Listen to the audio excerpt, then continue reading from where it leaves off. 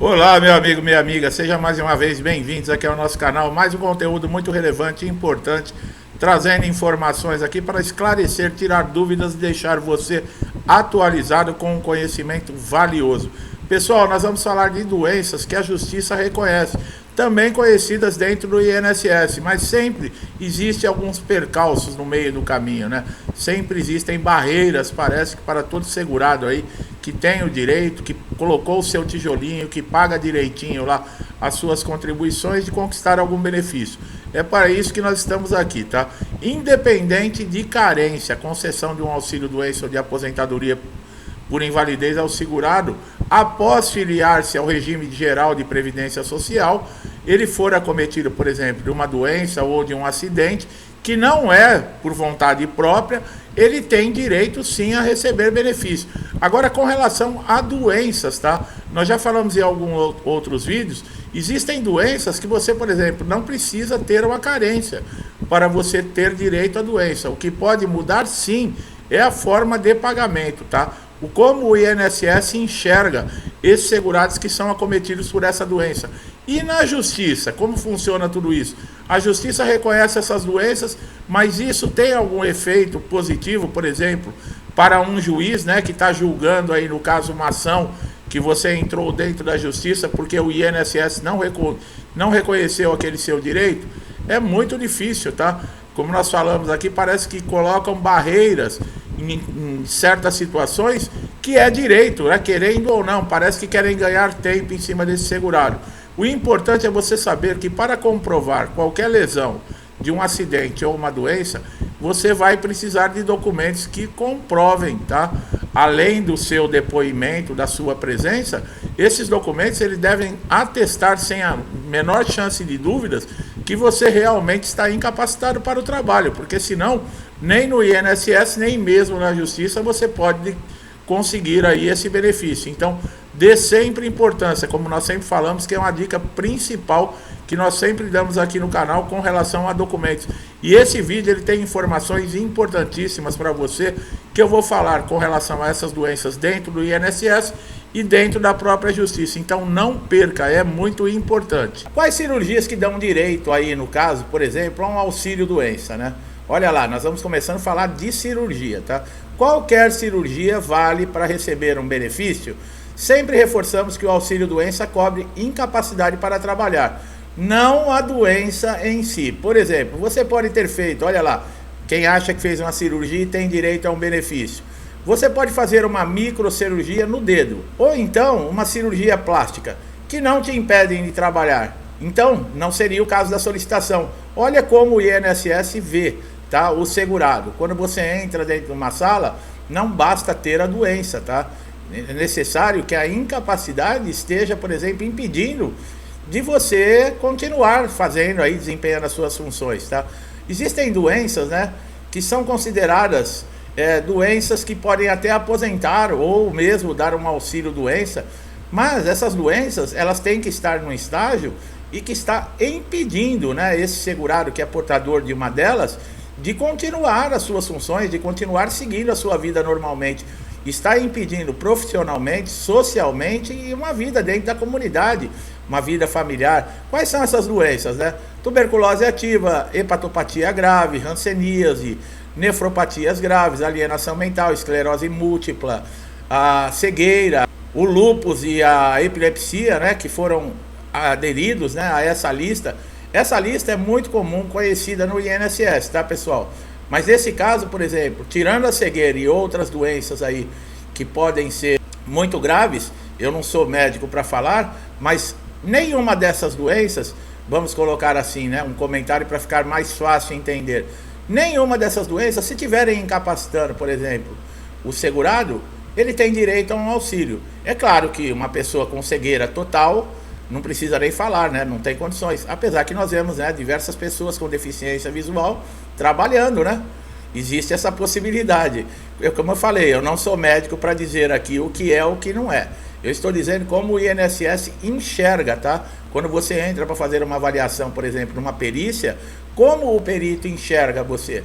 Não adianta você chegar para o perito, eu tenho a doença X, a doença tal, a doença tal. Sim, e aí ele pergunta para você aonde está a sua incapacidade. E você não tem incapacidade. É como está lá no exemplo que nós demos, né? Você fez uma cirurgia, uma microcirurgia no dedo ou uma cirurgia plástica. Isso impede você de trabalhar? O que vai ser avaliado dentro de uma perícia médica, no caso, né, se tratando de um auxílio-doença? Geralmente, passar pela perícia, né, de auxílio-doença, o perito tem condições de avaliar a gravidade e a persistência da incapacidade e sugerir, por exemplo, se esse benefício é para auxílio-doença ou mesmo para uma aposentadoria por invalidez ou um auxílio-acidente, tá? Nesse processo interno que não depende do segurado, tá? A decisão ela é exclusiva do perito, tá? Como dar entrada no auxílio-doença, né? É coisa simples, através do portal Meu INSS, né, pessoal? Você, depois que tem o login e a senha, você entra na página inicial, nos serviços oferecidos no portal, você vai clicar em novo pedido, vai digitar o nome do benefício que você deseja e vai ser marcada uma perícia, tá? Você deve ficar aguardando a resposta, ou por e-mail ou mesmo dentro do portal, clicando em consultar pedidos, tá? Existe aí, por exemplo, importantes requisitos que você deve ter quando for passar por qualquer perícia. Primeiro é a incapacidade, né? Como nós falamos, não é qualquer doença. Você tem a doença, mas não está incapaz para o trabalho, e dificilmente você vai conseguir um benefício no INSS. Quando se trata de INSS, o segurado tem a possibilidade de ter o seu benefício lá ou mesmo na justiça, tá? A via administrativa é basicamente quando não é necessário entrar com nenhuma ação judicial, é nela que todos os pedidos são realizados. Essa via administrativa é o recurso que você tem dentro do INSS, que seria o último recurso, né? A junta de recursos, que geralmente, né, os segurados apelam ali para tentar resolver um indeferimento que houve aí, por exemplo, do seu benefício, numa perícia de pente fino ou numa revisão. O perito negou o benefício, né, cessou esse benefício, e esse segurado ele vai utilizar recursos como requerimentos, reconsideração, e o último deles é essa via administrativa, que é a junta de recursos, mas não resolve muito. Então, como falou aqui na ação, não é necessário você, por exemplo, entrar no INSS na junta de recursos. Você pode ir diretamente para a justiça, ou mesmo se você entrar na junta de recursos, não é necessário você aguardar o final, tá? O resultado que vem dali para você poder mover uma ação. Ao tentar obter um benefício, por exemplo, de aposentadoria, auxílio doença, é preciso realizar o pedido junto ao INSS antes de ajuizar uma ação judicial. Assim, o INSS tem um prazo de 90 dias, tá? Para recorrer, para também dar a sua posição dentro da justiça, tá? Esse prazo varia conforme a urgência de cada benefício, tá? O auxílio doença negado pela falta de qualidade de segurado significa que o trabalhador ele deixou de contribuir, tá? E não está mais no período de graça. Olha aí, ó. Você deixar de contribuir pode afetar você ter o seu pedido indeferido exatamente pela falta de carência, tá? Ou então já ter encerrado seu período de graça, que é aqueles 12 meses que você tem de seguro, no caso, né? Depois que você é demitido numa empresa, você continua ainda tendo direito ao benefício do INSS. Dessa forma, o segurado não tem mais a cobertura do INSS e passa a não ter direito a alguns benefícios, tá? O auxílio-doença deverá ter uma data de cessação, isso é muito importante. Caso não seja informado o DCB, né, que é a data de cessação do benefício, a lei diz que o benefício deve ser cessado em 120 dias. Então, quando você receber a carta de concessão, se não tiver a sigla DCB ou uma data de término desse benefício, ele vale por 120 dias, tá? Com exceção de quem está no processo de reabilitação profissional. A falta do DCB anotada de quem está recebendo o auxílio-doença fica aí, provoca umas dificuldades, por exemplo, para você fazer o pedido de prorrogação. A prorrogação é quando você ainda não está totalmente recuperado da lesão ou da doença para retornar aí ao mercado de trabalho. Então você pede um pedido de prorrogação, vai passar por uma perícia, onde o perito vai analisar e te dar mais um período, tá? O auxílio-doença ele é um benefício muito difícil, tá? Exatamente por isso, porque tem períodos muito curtos e você precisa geralmente ficar atualizando a documentação, tá? Não pode chegar no INSS, por exemplo, com uma documentação desatualizada, amassada, molhada, rasurada ou mesmo faltando a documentação, tá?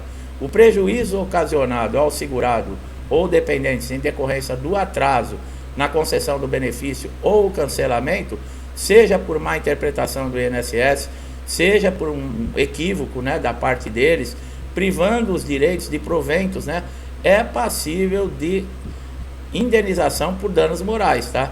Olha aí, ó, a irresponsabilidade do INSS muitas vezes em cessar um benefício que é direito desse segurado pode gerar aí um processo de danos morais, tá? No entanto, a indenização por danos morais decorrentes da violação daqueles direitos está sujeita a um prazo, tá? Para prescrição de 3 anos, quer dizer, passou 3 anos, você não tem mais como fazer aí abrir uma ação, ajuizar uma ação para receber, né, tentar receber essa indenização por essa irresponsabilidade do INSS. O processo se inicia contra o órgão que negou o seu pedido, né, no caso o INSS. Assim, por exemplo, se você tiver constituído um advogado, ele deve descrever na petição inicial, que é o documento para iniciar o processo, todas as informações, provas e documentos para exigir seu benefício. Lembrando que para passar em perícia, né, o benefício de aposentadoria por invalidez tem algumas exceções, tá? Quem já tem mais de 60 anos, aqueles que têm 55 anos de idade recebem o benefício há mais de 15 anos, e os portadores de HIV, esses estão livres de pente fino e revisão, tá? O prazo para o INSS implantar um benefício é de 30 dias, mas pode ser prorrogado por mais 30. Então você que está aguardando, por exemplo, aí uma análise de benefício é 60 dias. Caso o INSS não cumpra, você entra com mandado de segurança, tá? Para informar o juiz que o INSS está descumprindo o que diz a lei. Nesses casos, o juiz vai intimar o INSS e pode até determinar multas aí de até R$10.000 por dia para o INSS, tá? Isso está dentro do artigo 56 da portaria 548 de 2011. Agora, quando o INSS não cumpre uma ordem judicial, é a mesma coisa, né? Pagamento de multa, passível também aí de um recurso, de um processo na própria justiça por danos morais, tá? A via judicial é utilizada quando há uma negativa, né? Ou seja, quando o INSS entende que você não teria direito a um benefício que foi solicitado, seja essa negativa no primeiro pedido ou após o recurso, como nós explicamos, tá? De um lado, há o entendimento que, por se tratar de uma decisão tomada na justiça, o benefício por incapacidade só pode ser cortado no INSS se ele também entrar na justiça, no caso pedindo aí a revisão, dizendo que o segurado não tem mais direito. Isso é uma ação que está aí tramitando dentro do STJ, exatamente por isso. Benefícios judiciais concedidos judicialmente, o INSS não pode, na canetada de uma perícia, cessar esse benefício. O segurado já teve todos os direitos negados, recorreu à justiça exatamente por esse motivo. Um processo dentro da justiça por um benefício de incapacidade é super cansativo. Você vai ter que levar documentos, passar por perícia judicial, e o prazo também, entre 18 a 24 meses, você aguarda aí a sentença favorável a você. E aí todo esse tempo, toda essa dor de cabeça, o segurado não pode trabalhar, fica aí dependendo muitas vezes de família, de amigos, e aí quando ele consegue uma sentença favorável, passa alguns meses, o INSS convoca esse segurado para passar num pente fino e esse benefício é cessado. Quer dizer, a canetada do perito vale mais do que a lei e vale mais do que a decisão desse magistrado, de um juiz, né? Então, é um absurdo esse tipo de coisa, tá? Como nós falamos, dentro da justiça, você tem que passar, no caso, por um perito, tá? Isso está no artigo 436 do Código de Processo Civil. Só que o juiz, ele não fica vinculado, por exemplo, a tomar uma decisão em cima do laudo pericial. Ele pode tomar convicção a partir dos elementos que você anexou no processo. Quais são esses elementos? Laudos, histórico cirúrgico, exames, relatórios. Você deve ter a documentação, como nós falamos, sempre em ordem, com boa qualidade. Um laudo precisa ter o seu nome, o nome do médico, o carimbo, o CRM, o CID da doença, um histórico da sua situação no momento que esse médico está preenchendo um laudo para você. Se é uma lesão temporária, quanto tempo você vai precisar. Se é uma lesão que impede você de exercer a sua função ou qualquer outra, se é diagnóstico para uma aposentadoria por invalidez. Com esses elementos, o juiz pode tirar uma convicção ignorando o laudo pericial, tá? Ele não é obrigado a seguir, porque o perito judicial, ele pode ter aí não constatado nenhuma incapacidade em você e alegar que você está bom para retornar ao mercado de trabalho. Então, é uma oportunidade que você tem, né, através da documentação, de o juiz mudar esse entendimento, tá? O perito, ele entrega o laudo, o prazo é de 15 dias úteis, tá? Aí os assistentes vão dar o parecer, avisar os advogados, tá? A manifestação sobre o laudo. E se você tiver um advogado constituído, ele deve lhe informar tudo o que acontece dentro do processo, tá? Quando sai a sentença favorável, O INSS tem aí 10 dias para recorrer. Caso ele não recorra dentro desse prazo, o juiz pode ignorar esse recurso, tá, do INSS. Então, meu amigo e minha amiga, vocês vejam que são informações muito importantes mesmo para todos os segurados, né? Estão aí sofrendo no INSS, como nós falamos, tiveram um benefício cessado no pente fino, que está ocorrendo, inclusive nós colocamos vídeos há dias aí, né, falando sobre pente fino, sobre reabilitação. Caso você tenha alguma dúvida, basta você fazer uma pesquisa aqui no canal. Você vai encontrar diversos conteúdos falando sobre todos esses problemas dentro do INSS e como o segurado pode reverter tudo isso. O importante também é você ter o portal Meu INSS instalado aí dentro do seu celular, no notebook ou no seu PC, porque é uma ferramenta muito importante que vai ajudar você a resolver diversos problemas. E no caso, por exemplo, como benefício em análise, você consegue acompanhar o andamento, né, dessa análise. Existe o ícone lá, cumprimento de exigência, que nós sempre falamos. Se o INSS pedir um documento faltante ou uma informação e você não sanar essa dificuldade, esse problema que o INSS está alegando, esse prazo de análise ele fica parado. Então pode demorar até anos, tá? Como muitos segurados já relataram aqui nos comentários. Por que isso? Porque enquanto você não sanar esse problema que o INSS detectou na sua documentação, esse prazo de análise ele não conta, nem mesmo se você entrar na justiça.